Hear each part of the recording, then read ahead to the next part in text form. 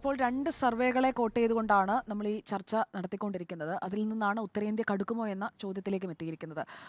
RSSന്റെ ആഭ്യന്തര സർവേയാണ് ഒന്ന്. അതിൽ 214 സീറ്റുകൾ എന്ന് പറഞ്ഞുകൊണ്ടുള്ള ഒരു പീസാണ് എടുത്ത് കാണിക്കുന്നത്. അങ്ങനെയൊരു സർവേ RSS നടത്തിയതായി ഒരിടത്തും സ്ഥിരീകരിക്കപ്പെട്ടു വന്നിട്ടില്ല. അതിൽ നിന്ന് തുടങ്ങാമെന്നാണ് ഞാൻ കരുതുന്നത്. ഇതിൽ RSSന്റെ സർവേയെക്കുറിച്ചുള്ള വാർത്ത ആദ്യം വരുന്നത് ലോക്മത്തിലാണ്. മറാത്തി ന്യൂസ് പേപ്പറാണ് ലോക്മത്ത്. ലോക്മത്ത് എന്ന് പറയുന്ന പത്രം ആരുടേതാണ് എന്നതാണ് നമ്മൾ ആദ്യം പരിശോധിക്കേണ്ടത്. എന്താണ് ഇങ്ങനെയൊരു ഇന്റേണൽ ഇൻഫർമേഷൻ എടുത്തുകൊണ്ട് പ്രസിദ്ധീകരിച്ച പത്രത്തിൻ്റെ പിന്നിലുള്ള ആളുകളുടെയും, അതായത് ചെയർമാൻ അടക്കമുള്ള ആളുകളുടെയും രാഷ്ട്രീയം എന്താണ്, അവരുടെ ലക്ഷ്യം എന്താണ് എന്നതാണ് പരിശോധിക്കേണ്ടത്. ഈ ലോക്മത്തിൻ്റെ ചെയർമാൻ എന്ന് പറയുന്നത് വിജയ് ദർദ. വിജയ് ദർദ രാജ്യസഭയിലേക്ക് 3 വട്ടം പോയതും കോൺഗ്രസിൻ്റെ പിന്തുണയോടുകൂടിയാണ്. കോൺഗ്രസിൻ്റെ പിന്തുണയോടെ 1998 മുതൽ 3 വട്ടം തുടർച്ചയായി രാജ്യസഭയിലേക്ക് പോയയാളാണ് വിജയ് ദർദ. അപ്പോൾ പിന്നെ ഈ സർവേയുടെ ആധികാരികതയെക്കുറിച്ച് പ്രേക്ഷകർക്ക് ഏറെക്കുറെ മനസ്സിലായി കാണുമല്ലോ. അപ്പോൾ ഒരു രാജ്യത്തെ തെരഞ്ഞെടുപ്പിലേക്ക് കടക്കുമ്പോൾ ഓരോ രാഷ്ട്രീയ പാർട്ടിയും ആഭ്യന്തരമായി കാര്യങ്ങൾ വിലയിരുത്താറുണ്ട്, സർവേകൾ നടത്താറുണ്ട്. പക്ഷേ ഈ കോട്ട് ചെയ്തിരിക്കുന്ന സർവേ എന്ന് പറയുന്നത് ലോക്മത്ത് പടച്ചുവിട്ടതാണ് എന്ന് വ്യക്തമാക്കുന്ന നിരവധി കാര്യങ്ങളുണ്ട്. കാരണം 2022-ൽ 23-ൽ അതിനു മുൻപ് 2015-ൽ 17-ൽ ഒക്കെ സമാനമായ രീതിയിൽ ലോക്മത്ത് മാത്രമല്ല മറ്റ് സ്ഥാപനങ്ങളും RSSന്റെ ഇന്റേണൽ സർവേ എന്ന് പറഞ്ഞുകൊണ്ട് ചില കാര്യങ്ങൾ ഇതുപോലെ പ്രസിദ്ധീകരിക്കുകയും അത് അവർ തന്നെ വന്ന് നിഷേധിക്കുകയും ചെയ്യുന്നതാണ് നമ്മൾ കണ്ടത്. ഇതിൽ ലോക്മത്ത് അടിച്ചുവിട്ട ഈ സർവേ കോട്ട് ചെയ്തുകൊണ്ട് ആദ്യം രംഗത്ത് വരുന്നത് യോഗേന്ദ്ര യാദവാണ്. യോഗേന്ദ്ര യാദവ് പറയുന്നു, ഇപ്പോഴത്തെ ഈ രാഷ്ട്രീയത്തിലൊന്നും എനിക്ക് വലിയ താല്പര്യമൊന്നുമില്ല എന്ന് പറയുന്നു. പക്ഷേ അടുത്തതായി ഏറ്റുപിടിക്കുന്നത് കർണാടകയിൽ നിന്നുള്ള പ്രിയങ്ക് ഖർഗെയാണ്. പ്രിയങ്ക് ഖർഗെ എന്ന കർണാടക മന്ത്രി ഇതങ്ങ് പ്രചരിപ്പിക്കുകയാണ്. ആഭ്യന്തര സർവേ കണ്ടില്ലേ, ഇതുപോലെയാണ്, കർണാടകത്തിലും വലിയ തിരിച്ചടി നേരിടാൻ പോകുന്നു എന്ന് പറഞ്ഞുകൊണ്ടാണ് ഈ സർവേ വെച്ചുകൊണ്ടുള്ള വിശദീകരണങ്ങളിലേക്ക് യോഗേന്ദ്ര യാദവും പ്രിയങ്ക് ഖർഗെയും കടക്കുന്നത് നമ്മൾ കണ്ടത്. രണ്ടാമത്തെ സർവേ എന്ന് പറയുന്നത് ഈ ലോക്മത്തിൻ്റെ സർവേ. അതുകൊണ്ട് തന്നെ അത് വ്യാജമെന്നാണ് ഞാൻ കരുതുന്നത്. അല്ലെങ്കിൽ ആ രീതിയിൽ ആധികാരികമായി ആ സർവേ വിശദാംശങ്ങളടക്കം ഇതിപ്പോൾ ഒരു പേപ്പർ കഷണമാണ്. അതിന് മുകളിൽ RSS എഴുതി വെക്കുന്നു, 2 കൊടിയുടെ ഇമോജി ഇടുന്നു, എന്നിട്ട് അത് RSSന്റെ സർവേ ആണെന്ന് പറയുന്നു. അത് ഏറ്റുപിടിക്കാൻ കുറേ ആളുകളും. ഇനി അടുത്ത രണ്ടാമത്തെ സർവേ എന്ന് പറയുന്നത് ലോക്നീതി CSDS സർവേയാണ്.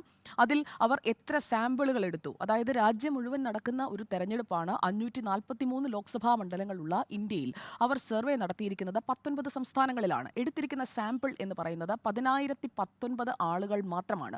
അപ്പോൾ എത്ര ചുരുങ്ങിയ ഒരു സാമ്പിൾ സൈസാണ് നോക്കൂ. നമ്മൾ നടത്തിയ സർവേയിൽ പോലും നമ്മൾ എടുത്തത് 20,000-ഓളം സാമ്പിളാണ്. 20 മണ്ഡലങ്ങളിൽ നിന്ന്, അതായത് ഒരു മണ്ഡലത്തിന് 1000 സാമ്പിൾ വീതമെങ്കിലും എടുത്തുകൊണ്ടുള്ള ഒരു സർവേയാണ് റിപ്പോർട്ടർ പോലൊരു മാധ്യമ സ്ഥാപനം നടത്തിയത്. പക്ഷേ ഇവിടെ ലോക്നീതി CSDS സർവേയിൽ എടുത്ത സാമ്പിൾ എന്ന് പറയുന്നത് വളരെ ചുരുക്കമാണ്. അതൊരിക്കലും ഒരു ഉത്തരത്തിലേക്ക് എത്താൻ പര്യാപ്തമായ ഒന്നല്ല. 10,019 പേർ 19 സംസ്ഥാനങ്ങളിൽ നിന്ന് പറയുന്ന ഒരു കാര്യമാണോ ഇന്ത്യയുടെ മനസ്സ്? അതാണ് ഒന്നാമത്തെ കാര്യം.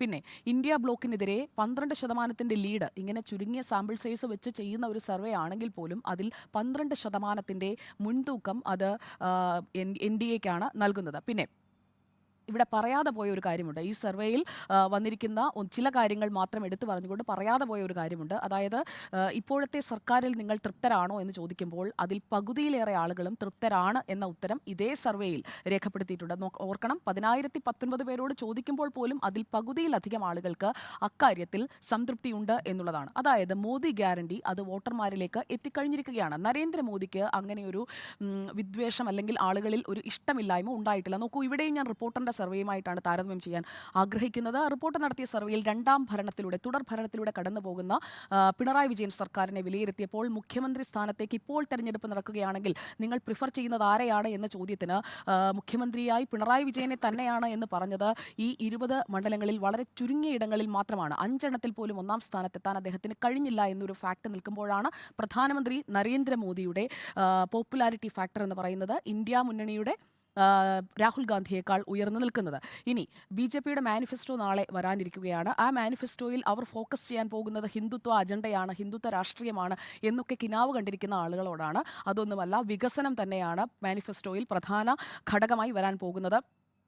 ഡെവലപ്മെൻറ്റിൽ ഫോക്കസ് ചെയ്തുകൊണ്ടുള്ള ഒരു മാനിഫെസ്റ്റോ ആണ്. അത് തയ്യാറാക്കുന്നതിനായി 1.5 മില്യൺ 15 ലക്ഷം ആളുകളിൽ നിന്ന് സജഷൻസ് ഈ പ്രകടന പത്രികയ്ക്കായി എടുത്തുകൊണ്ടുള്ള ഒരു പ്രകടന പത്രികയാണ് അവർ തയ്യാറാക്കുന്നത്. അതാണ് നരേന്ദ്രമോദി വാഗ്ദാനം ചെയ്യുന്ന ഗ്യാരണ്ടി. അല്ലാതെ കേവലം ഒരു ഏക വ്യക്തിയിൽ അധിഷ്ഠിതമായ ഒരു ഗ്യാരണ്ടി അല്ല നൽകുന്നത്. മോദി എന്ന് പറയുന്നത് ഒരു representation of the entire people of India എന്നുള്ളതാണ്. അപ്പോൾ ന്യായപത്രയും BJPയുടെ സങ്കല്പ പത്രയും ഇത് തമ്മിലുള്ള ഒരു താരതമ്യം ഈ തെരഞ്ഞെടുപ്പിൽ ഉണ്ടാകാൻ പോവുകയാണ്. അപ്പോൾ 4 ജാതി ഉപാധികൾ മാത്രമേ ഉള്ളൂ എന്ന് പറയുന്നത് ഈ പറയുന്ന മാനിഫെസ്റ്റോയിലും വരാൻ പോകുന്നു. Youth, women, farmers and poor ഇവരിൽ ഊന്നിക്കൊണ്ടുള്ള ഒരു പ്രകടന പത്രിക നാളെ വരാൻ പോവുകയാണ്. അപ്പോൾ ഈ കഴിഞ്ഞ 10 വർഷമായി ഞാനിവിടെ പ്രശാന്ത് കിഷോറിൻ്റെ ഒരു വാചകം കോട്ട് ചെയ്യാൻ ആഗ്രഹിക്കുകയാണ്. അവസാനമായി, കഴിഞ്ഞ 10 വർഷമായി ഒരു ജയവും ഇല്ലാതെ എടുത്തു പറയാൻ തക്ക ഒരു പ്രോഗ്രസ്സും കൊണ്ടുവരാതെ ഒരേ രീതിയിലാണ് രാഹുൽ ഗാന്ധി തൻ്റെ പൊളിറ്റിക്സ് അല്ലെങ്കിൽ തൻ്റെ പൊളിറ്റിക്കൽ ജേണി മുന്നോട്ട് കൊണ്ടുപോകുന്നത്. ഇത്തവണ കൂടി, അതായത് 2024 കൂടി തോറ്റമ്പുകയാണെങ്കിൽ നമ്മൾ യോദ്ധ സിനിമയിൽ കണ്ടതുപോലെ ഈ അരശുമുട്ടിൽ അപ്പുക്കുട്ടനും തൈപ്പറമ്പിൽ അശോകനും തമ്മിലുള്ള മത്സരം പോലെ ഇത് ഇനിയും മുന്നോട്ട് കൊണ്ടുപോകാതെ ഒന്ന് മാറി നിൽക്കണം രാഹുൽ ഗാന്ധി എന്നുള്ളതാണ് പ്രശാന്ത് കിഷോർ പറയുന്നത്. 5 വർഷത്തെ ഒരു ബ്രേക്ക് എടുക്കുക, കഴിവുള്ളവരെ മുന്നോട്ട് കൊണ്ടുവന്നാൽ കോൺഗ്രസ് എന്ന് പറയുന്നത് ഇന്ത്യയിൽ നിലനിൽക്കണമെന്നുണ്ടെങ്കിൽ അങ്ങനെയൊന്ന് രാഹുൽ ഗാന്ധി ചെയ്തേ പറ്റൂ. അല്ലാതെ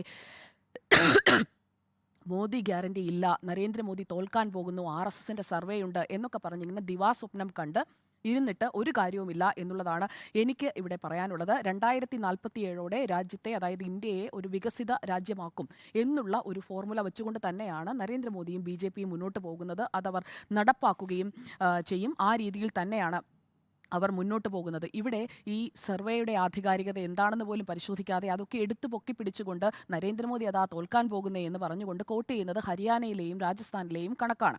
ആ കണക്ക് കൂടി പറയാം. ഹരിയാനയിൽ 10 സീറ്റും രാജസ്ഥാനിൽ 25 സീറ്റുമുണ്ട്. 2019 ഹരിയാനയിലെ 10ൽ 10 BJPക്ക് അല്ലെങ്കിൽ NDAക്ക് ആയിരുന്നു. രാജസ്ഥാനിൽ 24 BJPക്ക്, ഒരെണ്ണം RLPക്ക് അങ്ങനെയായിരുന്നു.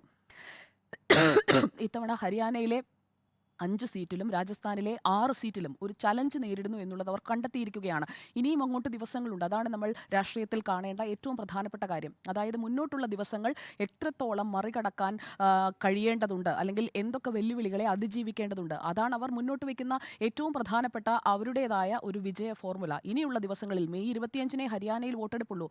അതിന് മുൻപ് തന്നെ ഇപ്പോഴെന്തെങ്കിലും വെല്ലുവിളി ഉണ്ടെങ്കിൽ അത് പരിഹരിക്കാൻ കഴിയുന്ന ഒരു നേതൃത്വവും സംവിധാനവുമുള്ള പാർട്ടിയാണ് BJP. അതുകൊണ്ട് തന്നെ ഹരിയാനയിൽ ഇനഫ് ടൈം ഈസ് ദെയർ. അതുകൊണ്ട് തന്നെ ഇപ്പോൾ എന്തെങ്കിലും പ്രശ്നമുണ്ടെങ്കിൽ അത് പരിഹരിക്കുക തന്നെ ചെയ്യും. അതായത് രാജ്യത്തെ രാഷ്ട്രീയം വിലയിരുത്തിക്കൊണ്ട്, സാധ്യതകളും അതുപോലെ തന്നെ വെല്ലുവിളികളും വിലയിരുത്തിക്കൊണ്ട് തന്നെയാണ് അവർ സ്ട്രാറ്റജി ഫോർമുലേറ്റ് ചെയ്യുന്നത്. ആ രീതിയിൽ തന്നെയാണ് മുന്നോട്ട് പോവുകയും ചെയ്യുന്നത്. നിരാശ ബാധിച്ച് ഭ്രാന്ത് പിടിച്ച് എന്തൊക്കെയോ പറയുന്ന ഇന്ത്യ മുന്നണിയുടെ ഒരു കൂട്ടം ആളുകൾ അത് ഏറ്റുപിടിക്കുന്ന ലോക്മത്ത് പോലെയുള്ള മാധ്യമങ്ങൾ, അവരോടൊക്കെ സഹതാപം മാത്രമേ ഉള്ളൂ. ഇനി അടുത്ത 3ാം മോദി സർക്കാർ വരുമ്പോൾ, അത് വൻ ഭൂരിപക്ഷത്തിൽ അധികാരത്തിൽ വരുമ്പോൾ അയ്യോ EVM ഹാക്ക് ചെയ്തേ എന്ന് പറഞ്ഞ് നിലവിളിക്കുന്ന കുറേ ആളുകളെയും കാണേണ്ടി വരുമല്ലോ എന്നുള്ള സങ്കടം മാത്രമാണ് ബാക്കി. ഉത്തരേന്ത്യ കടുക്കും. അത് കോൺഗ്രസിനും ഇന്ത്യ മുന്നണിക്കുമാണ് കടുക്കാൻ പോകുന്നത് എന്നുള്ളതാണ് എൻ്റെ മറുപടി.